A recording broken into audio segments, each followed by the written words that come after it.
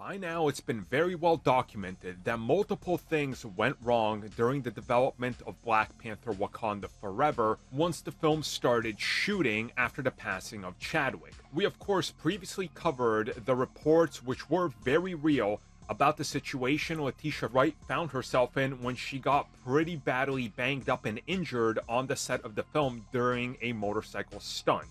We of course had some news in relation to how severe the injury was, and now Marvel Studios' producer explains a little bit more about the whole situation.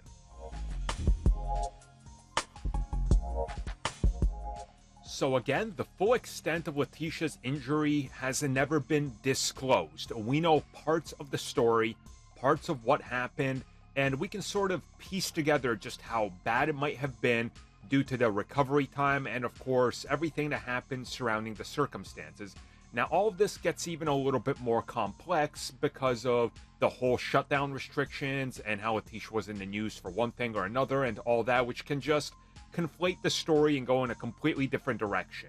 But recently, speaking with The Hollywood Reporter, Marvel Studios producer and VP Nate Moore addressed the injury and the whole situation surrounding it.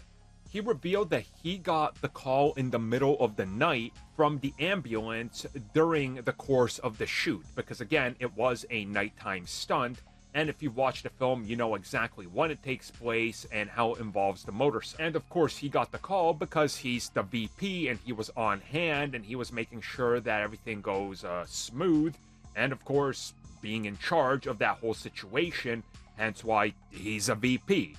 He had to put her into that situation, and he said he felt really bad that she had to go through this, and he felt responsible for everybody else involved, including her.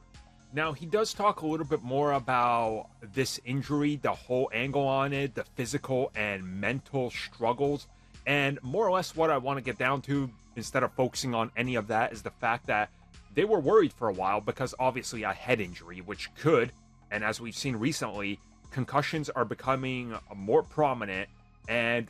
they can honestly happen when you don't expect them.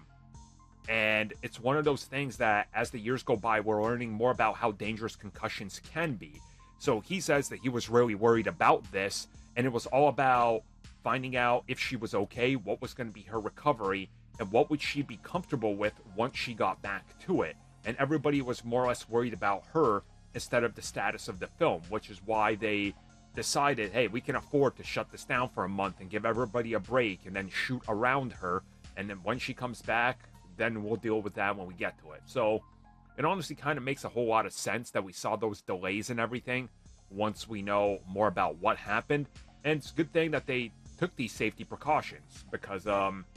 things got to change. I've talked about, the whole Hollywood insistence on still using stuntmen and sometimes the actors to do stunts. It doesn't make sense to me, because a lot of times, literally, these scenes consist of a ton of CG going on as well, so just, why not just use CG the entire time? Again, maybe this will be a cause for change, but who knows?